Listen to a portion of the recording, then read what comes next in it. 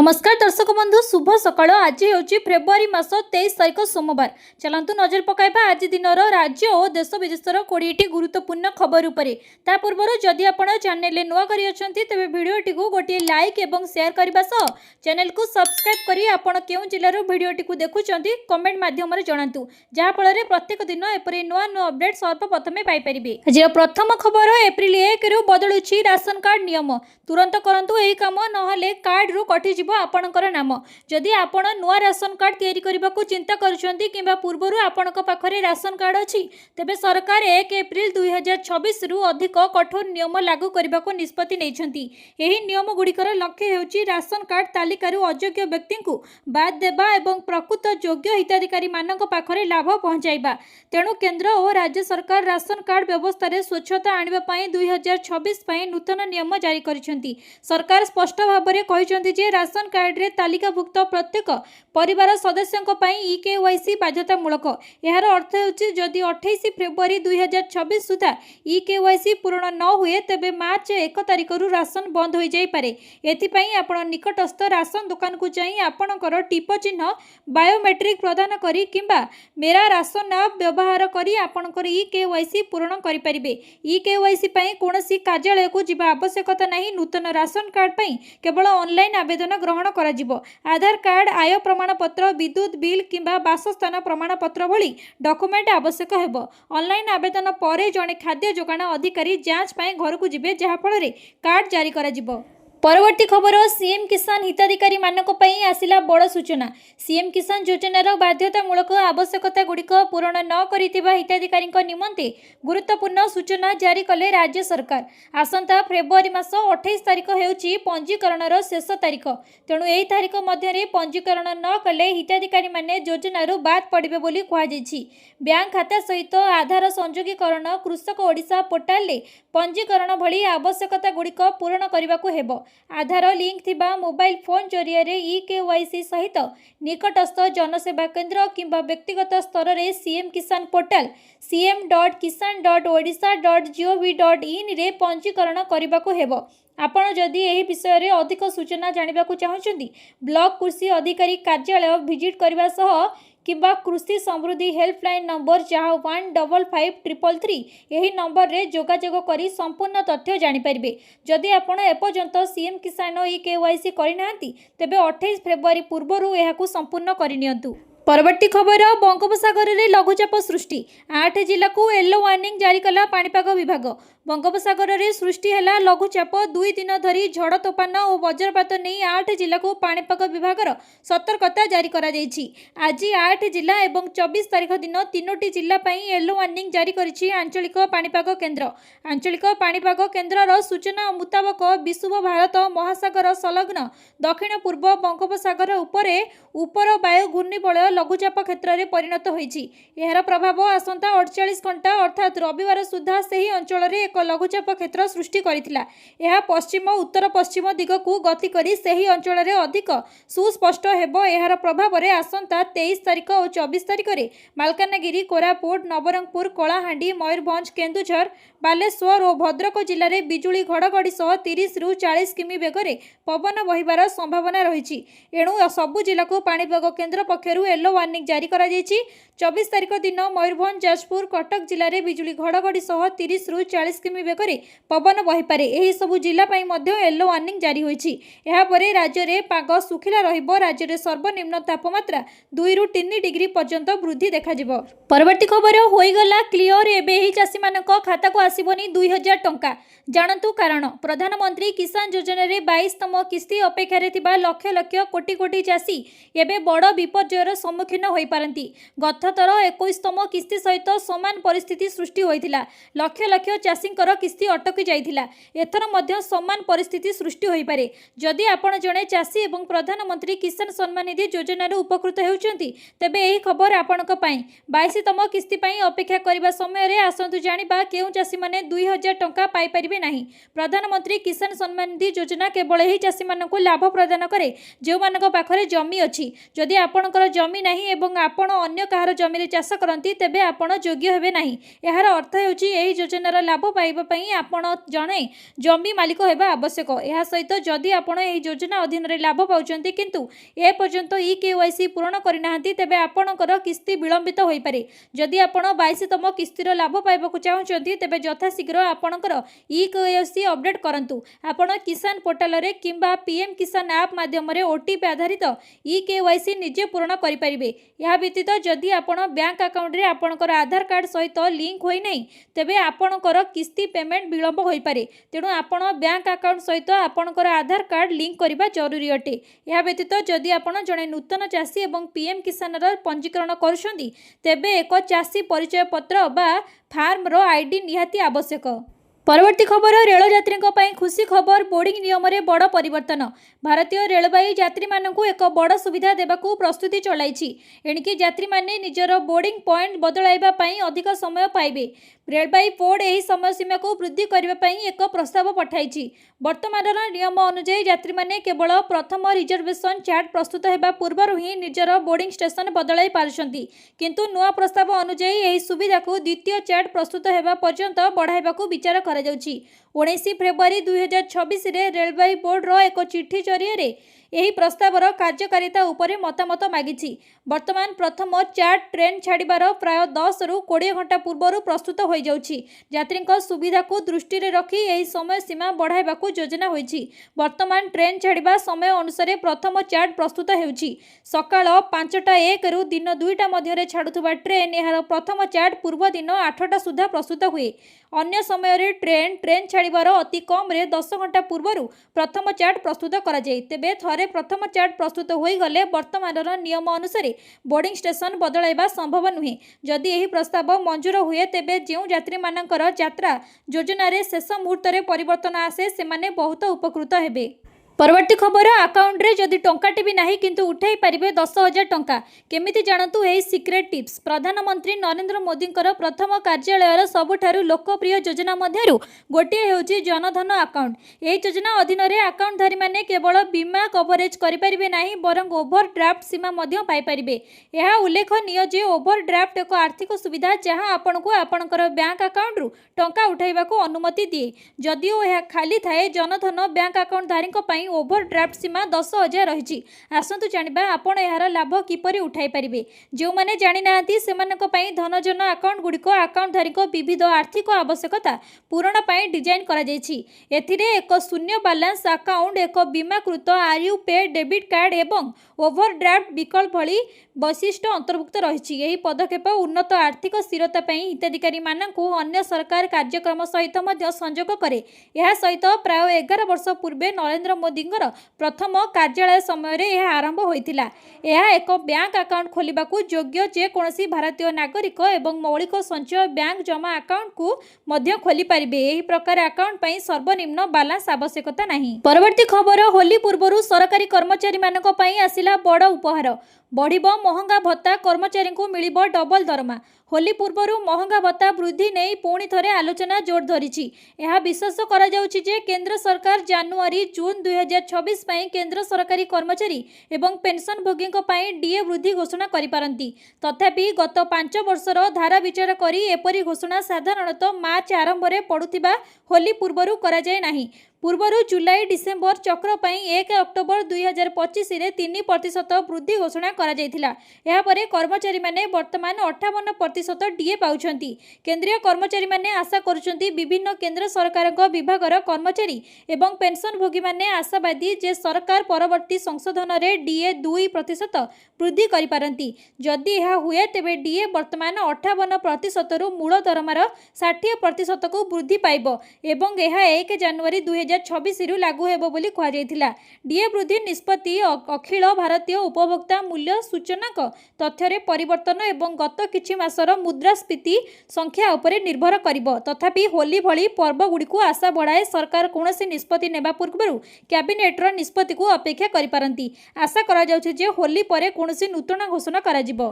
परवर्ती खबर प्रति मासरे अकाउंट को आसिबो 20,000 टंका। पोस्ट ऑफिस रो दमदार स्कीम रे सबु टेंशन नु मिलिबो मुक्ति। अवसर परे जीवन पई आर्थिक योजना एक प्रमुख समस्या होई थाए। सक्रिय आय बंद होई जाय थाए एवं खर्च समान रही थाए। तेणु लोकंकु एपरि एक योजना आवश्यकता रहिछि जहा प्रति मासरे सेमानकर खर्च भरणा करबा सहित पर्याप्त टंका जोगाई थाए। जदि आपण एहिमती एक योजना खोजुचंती तेबे पोस्ट ऑफिस रो वरिष्ठ नागरिक संचय योजना आपणक पई बहुत सहायक होई पारे। यह स्वतंत्र भाव में अवसर प्राप्त व्यक्ति डिजाइन करा जायतिबा एक योजना अटे। निवेश सरकार द्वारा ग्यारंटी युक्त। यार अर्थ होउची आपणक टंका संपूर्ण सुरक्षित एवं रिटर्न पूर्ण निर्धारित अटे। यह योजनार मुख्य वैशिष्ट्य होउची यार पूर्वानुमान योग्य रिटर्न जहाँ स्टॉक बाजार परी अस्थिर हुए नहीं। अकाउंट खोलिबा परे प्रयुज्य सुध हार परिपक्वता पर्यंत लॉक होई रही थाए। तेणु भविष्य में आर ह्रास विषय कौनसी चिंता नहीं। यही कारणरू अनेक लोक यहाकू बैंक एफडी अपेक्षा एक भल विकल्प बोली भाबंती। परवर्ती खबर एणिकी फोन पे हैला आहुरी सहज। बिना पिन रे उठाई पारिबे टंका। जानतु नुआ फीचर। देश में डिजिटल पेमेंट द्रुत गति में वृद्धि पाइछि एवं आज अधिकांश लोके शॉपिंग ठारू आरंभ करी बिल पेमेंट पर्यंत सबु किछि पई यूपीआई व्यवहार करंती। छोट दुकान ठारू बड़ मॉल पर्यंत सबुठी मोबाइल पेमेंट साधारण होई गलानी। एही वर्धित चाहिदा को दृष्टि रे रखी फोन पे यार व्यवहारकारी मानक पई एक गुरुत्वपूर्ण अपडेट आनिछि। एबे 5000 पर्यंत यूपीआई कारोबार पई आउ पिन प्रवेश करबा को पड़िबो नाही। कंपनी बायोमेट्रिक प्रमाणीकरण आरंभ करिछि जहा व्यवहारकारी मानकू फिंगरप्रिंट किंबा फेस अनलॉक व्यवहार करी पेमेंट करने को अनुमति दिए। यार अर्थ होची छोट छोट दैनंदिन क्रय आउ एक लंबा प्रक्रिया आवश्यकता हेबो नाही। यही फीचर विशेष भाव में सेमानक पई लाभदायक जो माने दिन को अनेक थर छोट छोट पेमेंट करती जेपरिक राशन औषध खाद्य किंबा कैब भड़ा। 5000 पर्यंत कारोबार पई स्मार्टफोन रो बिल्ट इन सुरक्षा व्यवस्था सुरक्षार द्वितीय स्तर भाव में कार्य करिबो।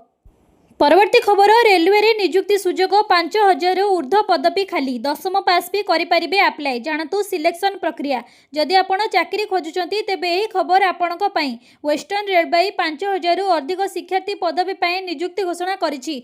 जदि पदवी पई आवेदन प्रक्रिया आरंभ होई सारिछि आग्रही एवं योग्य प्रार्थी माने सरकारी वेबसाइट rrc.wr.com को परिदर्शन करी आवेदन करि परिबे। आवेदनर शेष तारीख 23 मार्च 2026 रहिछि। आग्रही प्रार्थी माने एही तारीख सुधा किंबा पूर्वरु आवेदन करिपारिबे।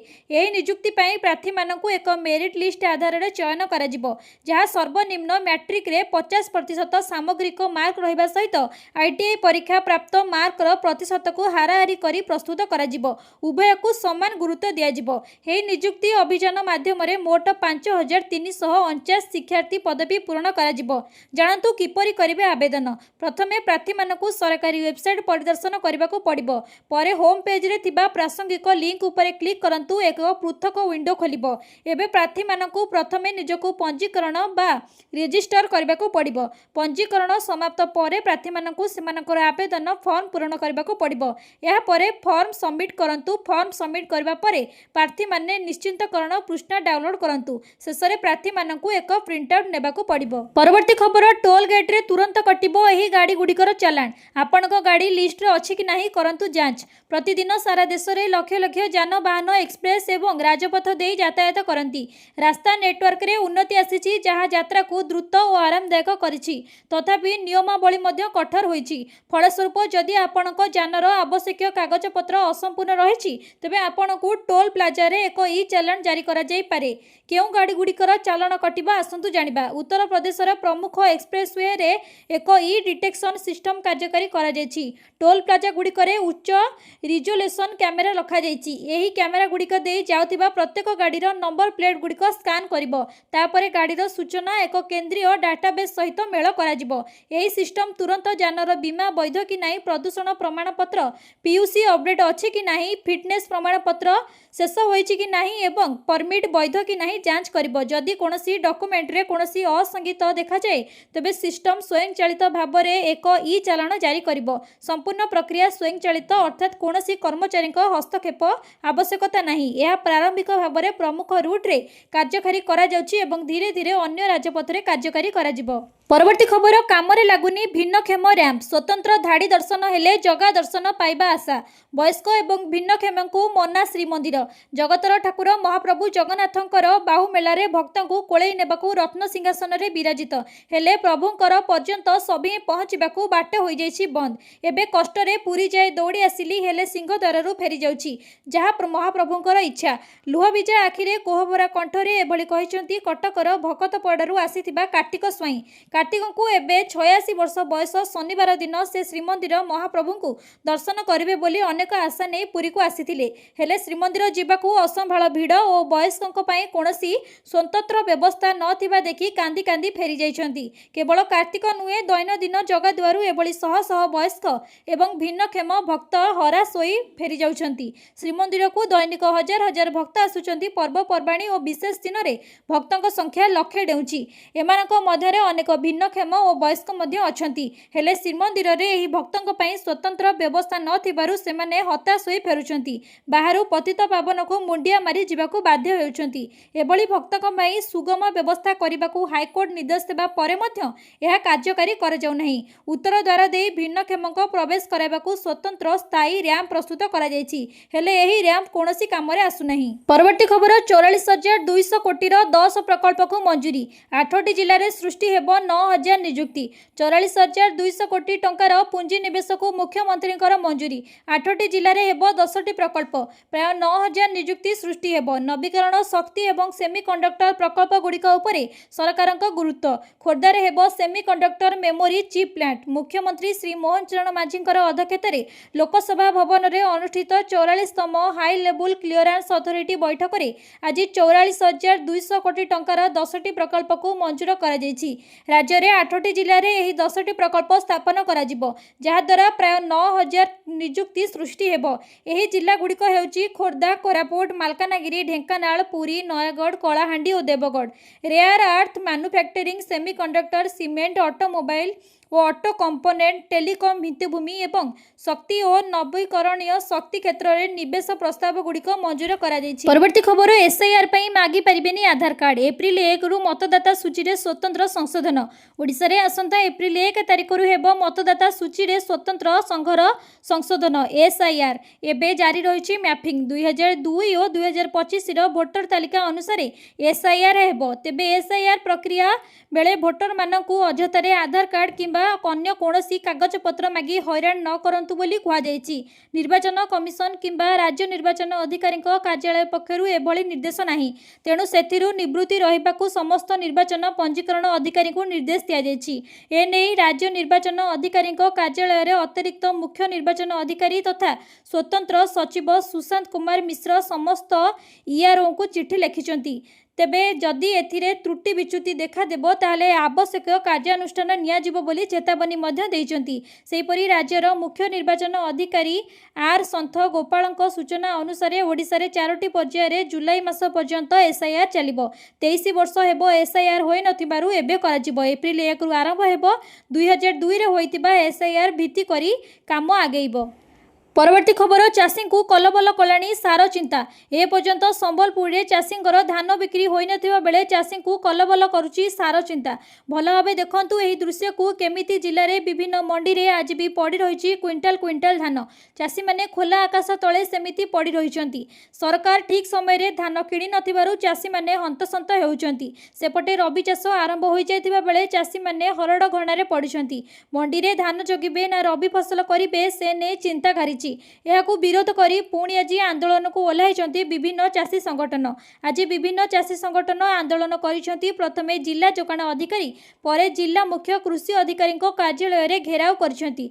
वर्तमान बजार रे सारार कृत्रिम अभाव देखादेलानी यूरिया सार को बेआईन भावे महजूद रखी अधिक दर रे बिक्री करा जाउतिबा अभियोग हेउची सबु जानिशुणी कृषि अधिकारी काहेकि चुप बोली प्रश्न करिसेंती चाषी सेपटे खूब शीघ्र एही समस्यार समाधान न हेले आंदोलन भयावह हेबो बोली ଚାଷୀମାନେ ଚେତାବନୀ ଦେଇଛନ୍ତି। ଗୋଟିଏ ପଟେ ଚାଷୀଙ୍କର ଧାନ ବିକ୍ରି ହେଉନଥିବା ବେଳେ ଅନ୍ୟପଟେ ସାରର ଅଭାବ ବି ବିକ୍ରି ଦେଖାଗଲାଣି। ପରବର୍ତ୍ତୀ ଖବର ଓଡ଼ିଶାର ଯୁବ ଚାଷୀଙ୍କୁ ପ୍ରଧାନମନ୍ତ୍ରୀଙ୍କର ପ୍ରଶଂସା।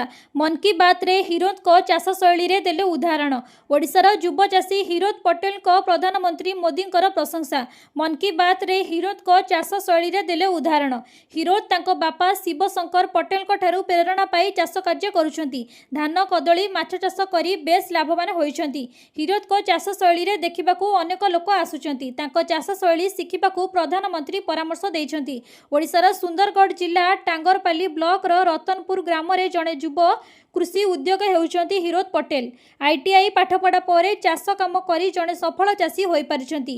ହିରୋତ ତାଙ୍କର ଅଭିନବ ସମନ୍ୱିତ କୃଷି ମଡେଲ ପାଇଁ ଉଲ୍ଲେଖନୀୟ ସ୍ୱୀକୃତି ପାଇଛନ୍ତି। 8 ଏକର ଜମିରେ ବିଭିନ୍ନ ପ୍ରକାର ଚାଷ କରୁଛନ୍ତି। ମାସକୁ ଲକ୍ଷାଧିକ ଟଙ୍କା ରୋଜଗାର ମଧ୍ୟ କରୁଛନ୍ତି।